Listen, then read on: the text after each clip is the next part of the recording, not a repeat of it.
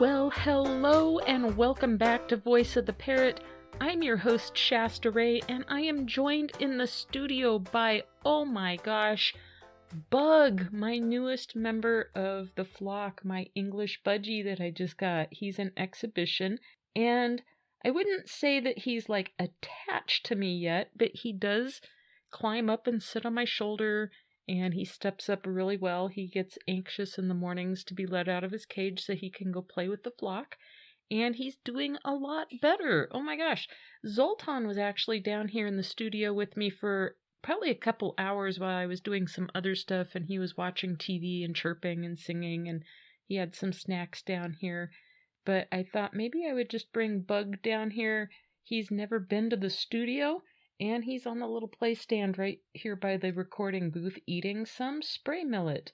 We'll see if he starts chirping. He has the most unusual little chirp. He has a double chirp, he has strange little noises he makes, and he does some interesting singing. So anyway, he's been coming out of his shell a little bit since I got him. I am really proud of this little guy. For someone who just lived in a colony and just kind of got shifted around and he was never a pet, he is fitting right in. And I had mentioned that he had kind of an eating disorder. When I first got him, I'm assuming actually he was probably fed pretty good because he eats vegetables like a champ. He loves his greens, he loves lettuce, he loves herbs. When I put chop in front of him, he will just sit and eat chop, no problem. So he's familiar with it. So he probably had a fairly good diet, but I think it's just the holy cow level of selective breeding. He's a very heavy bird, and then I think he had very low activity levels, and I think he kind of got a little overweight that way. So I have a play stand. It has rope and branches and all sorts of stuff. He's been climbing.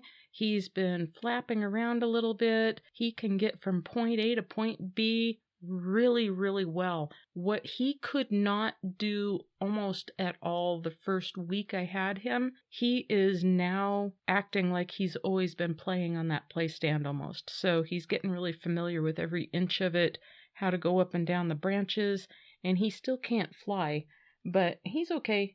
He does pretty good. He can flap very, very short distances, and his balance is getting really good. His eating is mellowing out because I think he probably had been kept in a cage with a lot of other birds, and it was probably eat or don't get any. So the first week or so also here that I had him, if food was in front of him, he would almost just not stop eating. He would lay down on his food and just lay and consume food. And now he is selective when he eats. He's selective about what he eats, and he is eating healthy food choices by choice. So like if veggies are in front of him, he's chowing on veggies. He's a really good little bird. I'm really impressed with him.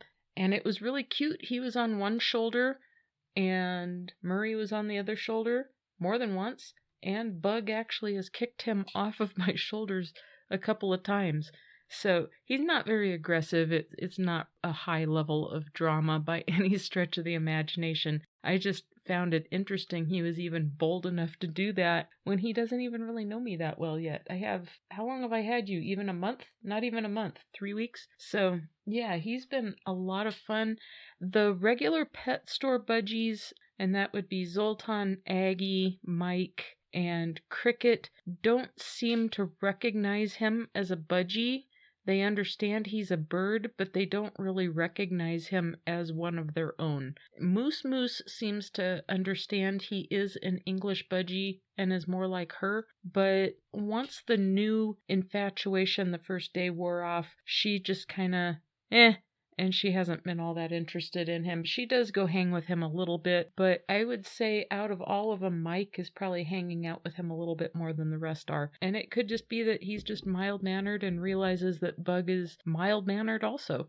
So he's been fitting in, and he seems to look forward to every day. He sings a lot, and I've found it very interesting with this little guy how quickly he started just stepping up on his own. When I first met him, it took a while to convince him. I had to kind of chase him around his cage a little bit. He would waddle around. It was so cute. But once he realized that I wasn't hurting him, he just would step right up. And now he just can't wait to step up in the morning because he knows it means that he's going to go play for the day. So he's very, very intelligent also. Also in the news, this is going to be a budgie episode. So not only progress with Bug, but a little bit of Zoltan news. So I'm not sure, 5 weeks, 6 weeks ago, somewhere in that range, he had a night fright and hurt himself and busted a blood feather. Oh my gosh, I was panicking. So I got him out of his cage, and he was squawking and trying to flap around, and in flapping around the room so that I wouldn't look at his wing, he dislodged it and it went flying off of him. And I got him in the kitchen and got some arrowroot flour on his wing immediately, so there wasn't any problems with bleeding, and he seemed to be healing up pretty good. Well, about a week or so ago, I rearranged the bird room, and Cricket and Mike all must have had a night fright during the night, because all of them lost flight feathers off of their wings. Now, they're all okay, and it was apparent to me that whatever happened to Mike, he had busted something. He had bled a little bit, I could see on his wing, but it must have been pretty uneventful because it healed right up, and it wasn't much. I didn't see blood that had splattered or anything, so it was very minimal. That is always a worry because they are such small little birds. It doesn't take much for them to bleed to death, so that's always a worry. But Zoltan seems to have, whatever happened that night with that second night fright, he seems to have dislodged whatever was starting to grow back from that first night fright.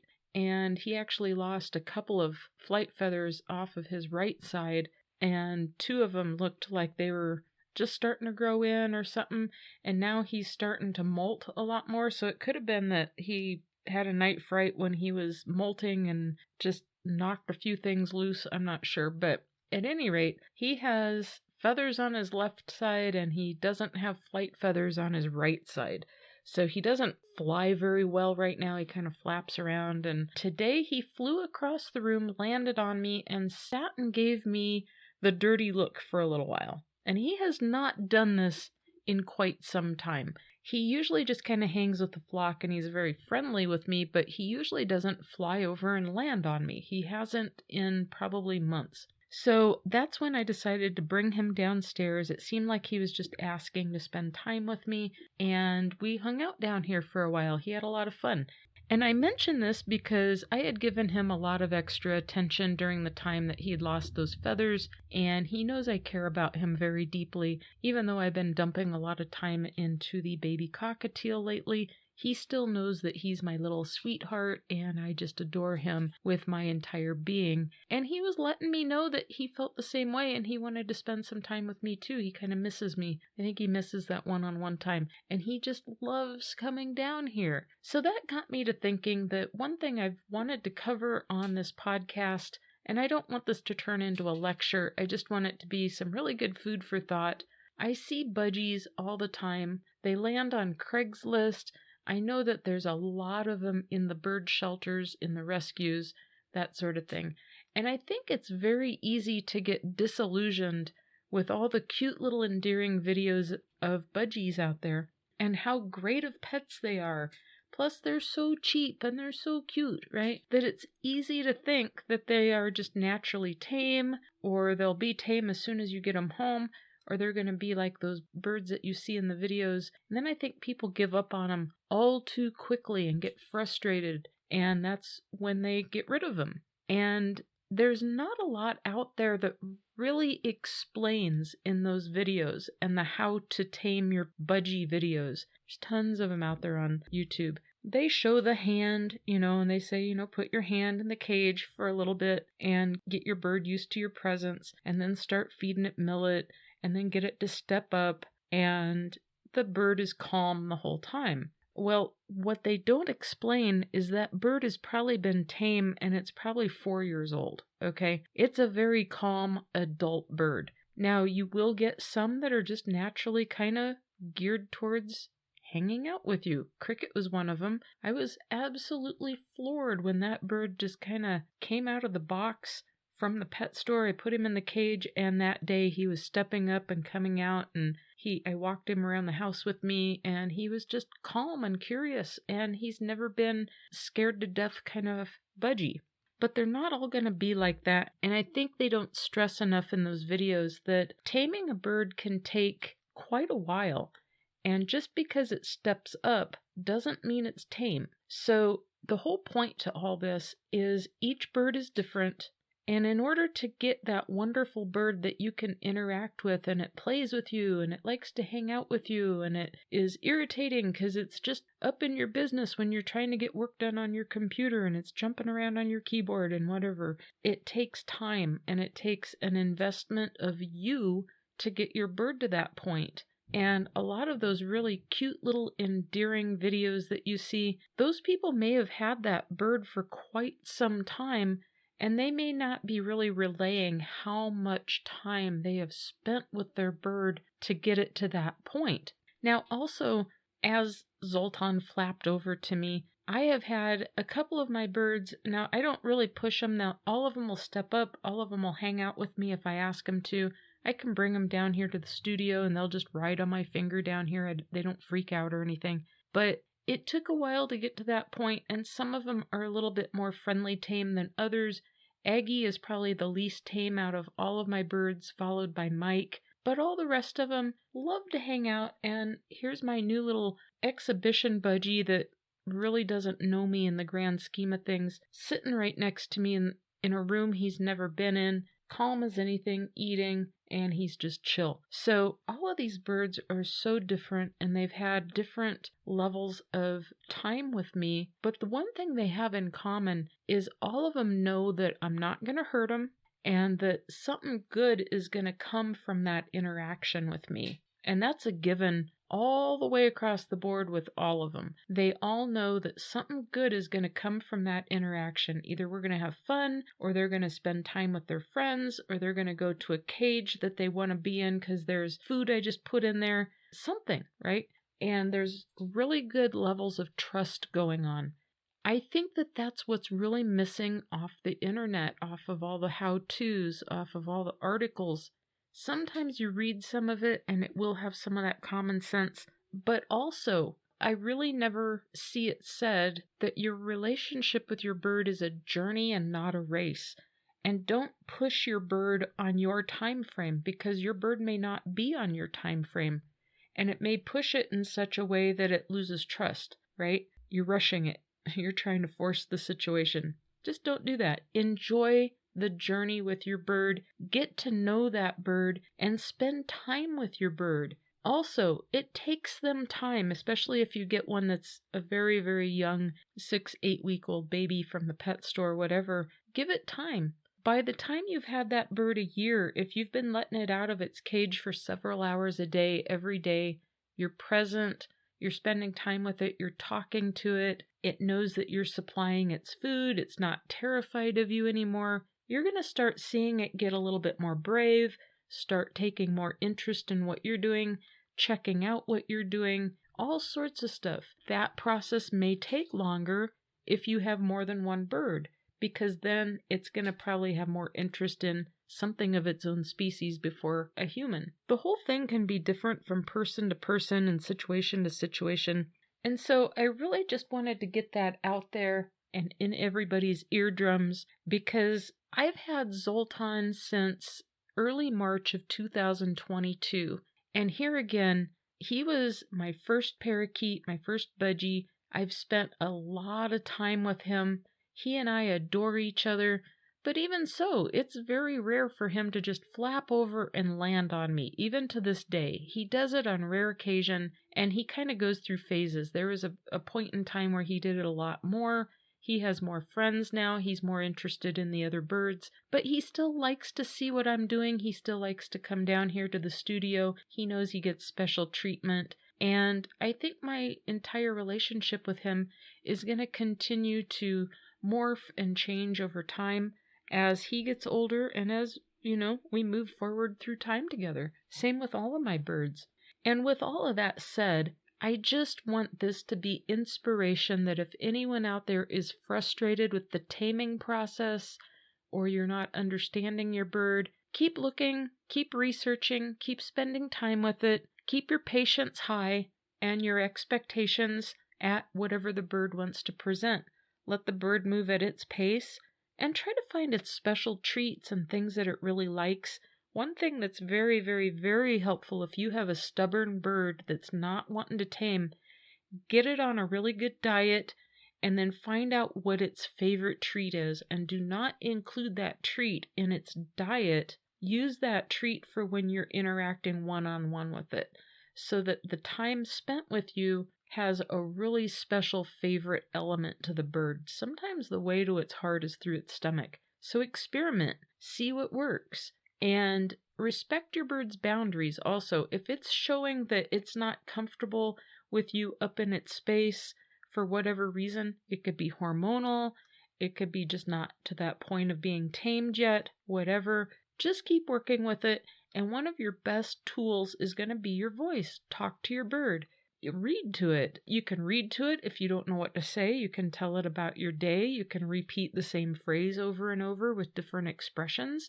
And eventually you're going to have a really good relationship with that little creature, but just give it time. Sometimes it does take a little longer, especially if you adopted one that had never been tamed before, or you got one from a pet store and it's a species like a cockatiel or a conure or something that takes a little bit longer to earn its trust.